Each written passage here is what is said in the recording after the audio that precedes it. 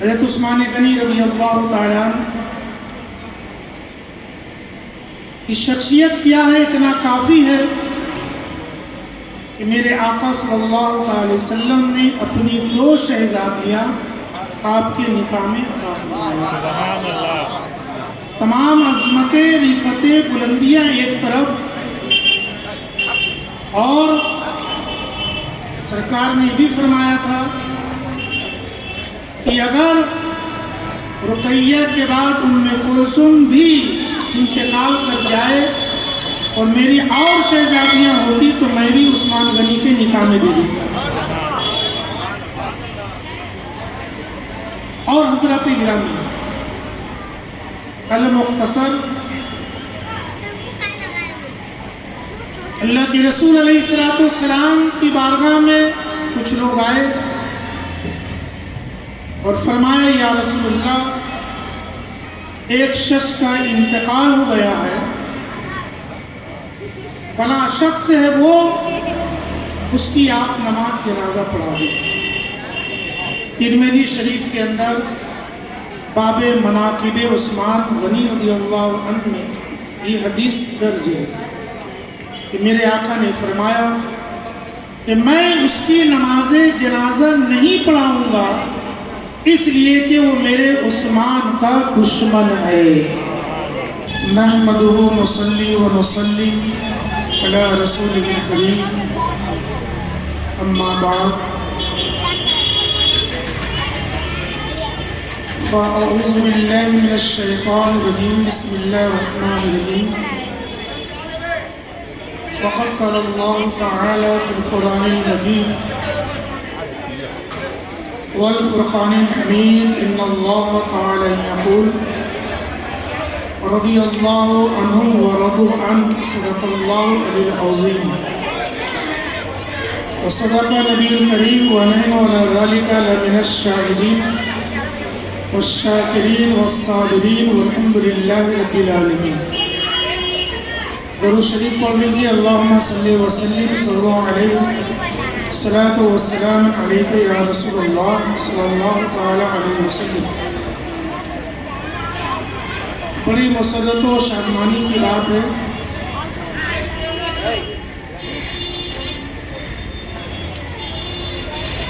شہادت سیدنا مولا عثمان غنی رضی اللہ تعالی عنہ کے مبارک موقع پر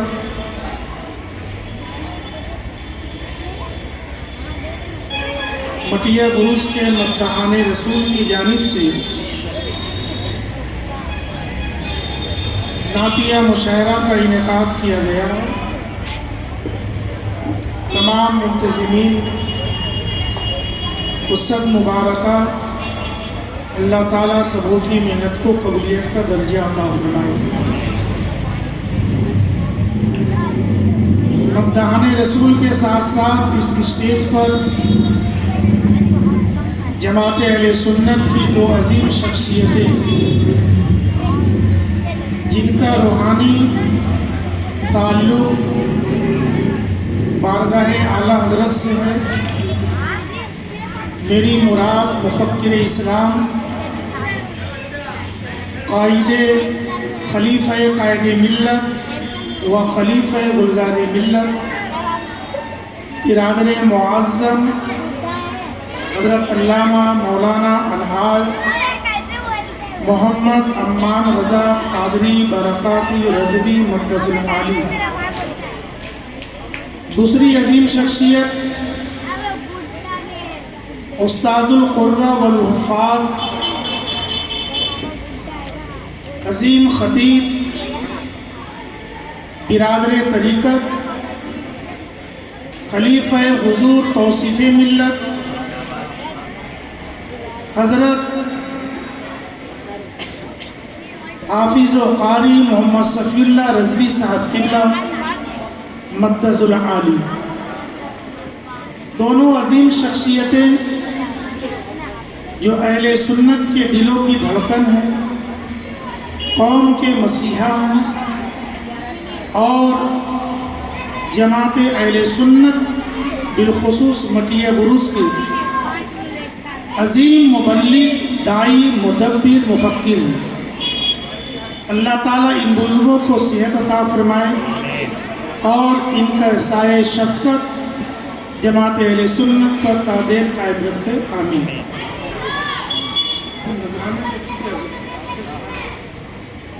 شکریہ حضرات گرامی، نعتیہ مشاعرہ اس میں ضمناً بارگاہ آقائی مولائی سیدی سندی صحابی رسول دماد رسول خلیفۃ المسلمین امیر المومنین خلیفہ راشد سرکار سیدنا عثمان غنی رضی اللہ تبارک و تعالی عنہ کی بارگاہ میں کل ان کا عرس پاک ہے، اس مناسبت سے تھوڑی دیر کے لیے حاضر ہوا کیونکہ یہ موقع تقریر کا نہیں ہے، نعتیہ خوانی کا، نعت خوانی کا یہ موقع ہے۔ چونکہ یہ ہم سب کے روحانی سردار ہیں جن کے دم سے اسلام چمکتا دمکتا پوری دنیا میں آج نظر آ رہا ہے۔ حضرت عثمان غنی رضی اللہ تعالیٰ کی شخصیت کیا ہے اتنا کافی ہے کہ میرے آقا صلی اللہ علیہ وسلم نے اپنی 2 شہزادیاں آپ کے نکاح میں عطا فرمایا۔ تمام عظمتیں، رفتیں، بلندیاں ایک طرف، اور سرکار نے بھی فرمایا تھا کہ اگر رقیہ کے بعد ام کلثوم بھی انتقال کر جائے اور میری اور شہزادیاں ہوتی تو میں بھی عثمان غنی کے نکاح میں دے دیتا۔ اور حضرات گرامی، المختصر اللہ کے رسول علیہ السلام کی بارگاہ میں کچھ لوگ آئے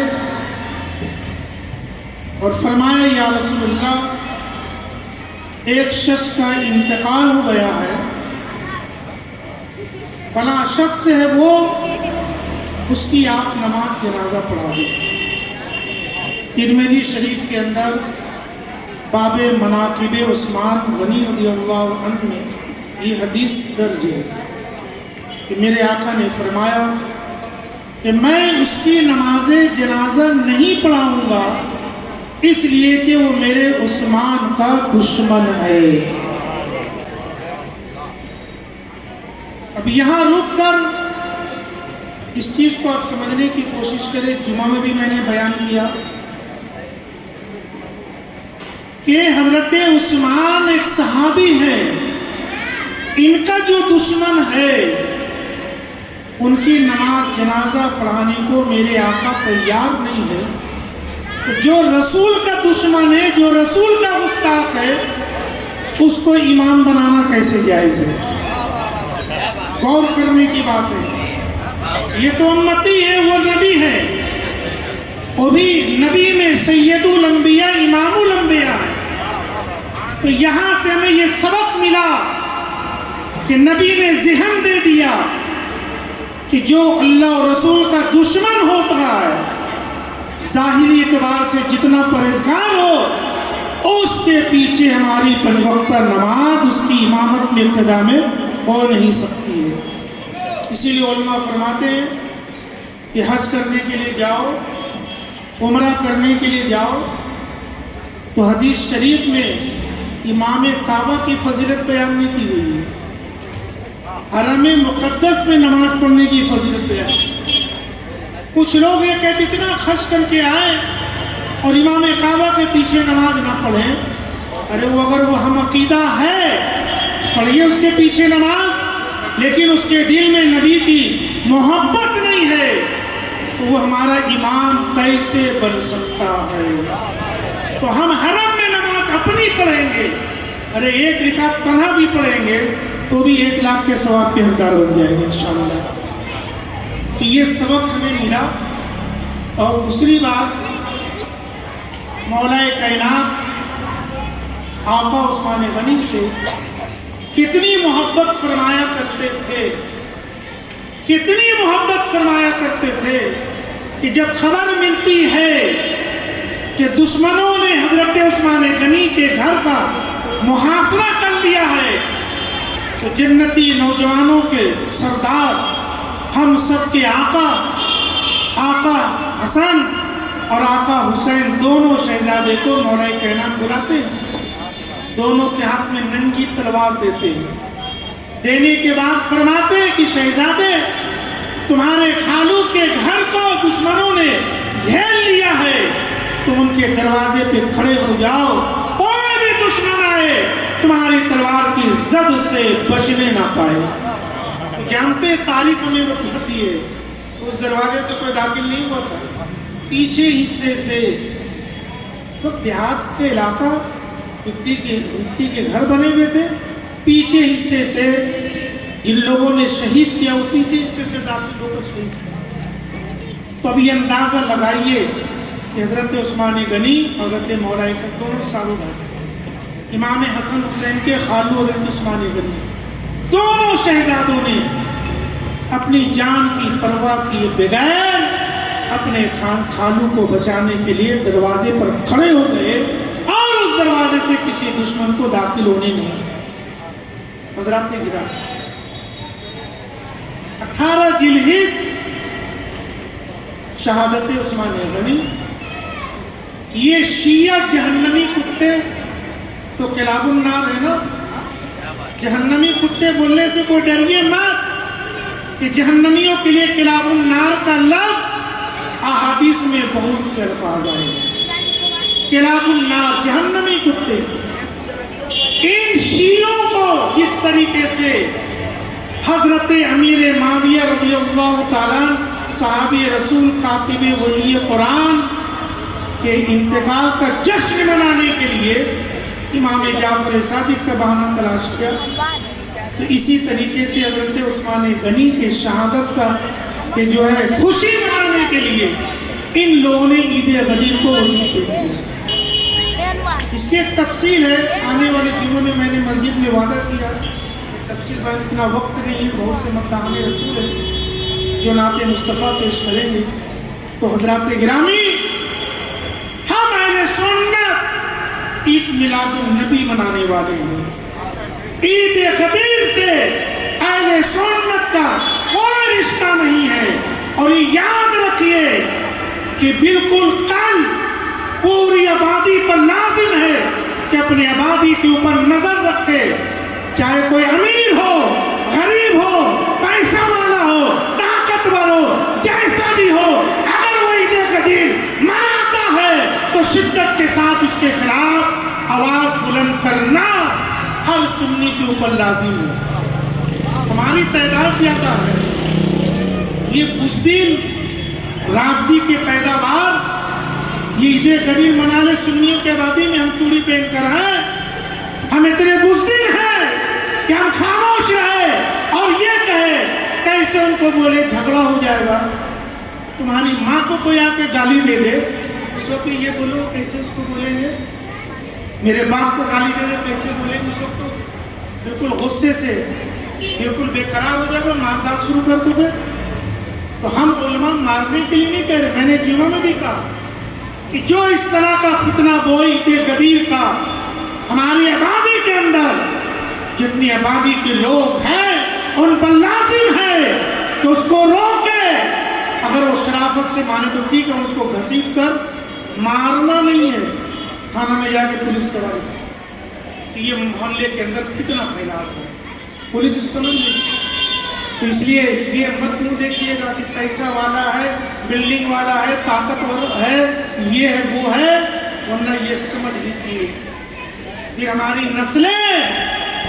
صحابہ کا گستاخ ہونے لگے۔ اس لیے آپ پر لازم ہے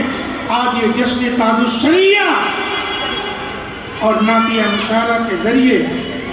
یہ پیغام دیا جا رہا ہے کہ ہماری آبادی کے اندر نہ وہابی پنپنے پائے، نہ غیر مقلد پنپنے پائے، نہ یہ راغزی پنپنے پائے، نہ یہ ڈپلیکیٹ آدھا سنی آدھا شیعہ تفضیلی پلٹنے کا۔ سب پہ نظر رکھیے، آپ پر لازم ہے، یہ آپ کا مذہبی جذبہ ہے کہ ہم کسی بھی باطل نظریے کو اپنی آبادی کے اندر پنپنے نہیں دیں گے۔ پنپنے گھر جا گئے یہ کچھ نہیں، جیسے ہی سر اٹھائے فوراً کچل دے۔ اگر آج نہیں کچلو گے کل اس کی طاقت بڑھ جائے گی، فوراً کچلو۔ جتنے لوگ سن رہے آبادی کے لوگ ہر طرف نظر رکھے، بلڈنگ پر بھی نظر رکھے، جھوپڑی پر بھی نظر رکھے، گھروں پر بھی نظر رکھے کہ کوئی غدیر منا رہا ہے پوری شدت کے ساتھ، اس کو سمجھائیے، نہ سمجھے تو پھر دوسرا راستہ پولیس کے والے۔ جتنی طاقت رکھتا گھسیٹ کے لے جائیے تھانہ، اور جانے کے بعد پولیس سے کہیے کہ کتنا محلے میں پھیلا رہا ہے۔ اس لیے حضرات گرام بالکل لازم ہے، اور اگر شریعت والی بات آئے گی تو ہم تو علماء تو ہے ہی، ہمارے علماء کمزور نہیں ہیں۔ جب تک ضرورت نہیں تھی گھروں شیعوں کے گھروں کے اندر عید غدیر کا فتنہ تھا، علماء خاموش تھے، لیکن جب یہ فتنہ سنی آبادی میں تبزیلیوں نے، رافضیوں نے پھیلا دیا تو پھر علماء خاموش نہیں رہے۔ اس لیے اور یہ مت سمجھیے گا سب کام علماء کرے، سنیوں کے اندر سب سے بڑی خرابی ہے، اتنے بزدل سنی ہوتے ہیں کہ مسئلے کا حل خود نہیں نکالیں گے، کوئی بھی مسئلہ ہو امام صاحب ایسا ہوگا، اور باقی مذہبوں کو دیکھ لیے ان کے امام سامنے چلے آتے ہیں، پہلے وہ لوگ نپٹتے ہیں بعد میں امام آتا ہے، اور ہم سنیوں کے ذرا ذرا سے کچھ مسئلہ ہوا امام صاحب لوگ احتجاج نہیں کر رہے، کوئی بات تو امام صاحب لوگ کچھ نہیں بول رہے، تم لوگ کا چوڑی پہن کر بیٹھے ہو خالی حلوہ کھانے کے لیے، نعرہ لگانے کے لیے، نعرے تکبیر کرنے کے لیے نہیں، تمہیں بھی آگے آنا ہوگا، آگے بڑھو، فتنے کو دباؤ، اور جب مسئلہ آگے بڑھے تو علماء تو وہی مسئلے کو سمجھا کرو میں کیا کہنا چاہ رہا ہوں۔ ہر وقت نہیں امام صاحب کے لیے، امام صاحب کے لیے، امام صاحب کو تم لوگوں نے اتنا سستا بنا دیا ہے کہ ہر مسئلے میں امام صاحب، تم لوگ چوڑی پہن کے گھر میں بیٹھے رہو، اور جب کوئی مسئلہ میں امام صاحب پھنس گئے تو کوئی نظر بھی نہیں آتا۔ سب ہم لوگ کا آزمایا ہوا مسئلہ ہے، اس لیے عوام اہل سنت جہاں حلوہ کھانے کے عادی ہے، کھچڑا کھانے کے عادی ہے، شربت حسین پینے کے عادی ہے، نعرہ لگانے کے عادی ہے،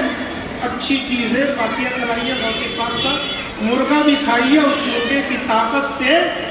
دشمنوں کو زیر کرنے کا جذبہ بھی رکھیے۔ اللہ تعالیٰ کی بارگاہ میں دعا ہے کہ مولا تبارک و تعالیٰ ہم تمام سنیوں کو سرکار سیدنا مولا عثمان غنی رضی اللہ تعالیٰ سچی محبت اور عقیدت عطا فرمائے، صحابہ اہل بیت کے دشمن سے دلی نفرت عطا فرمائے،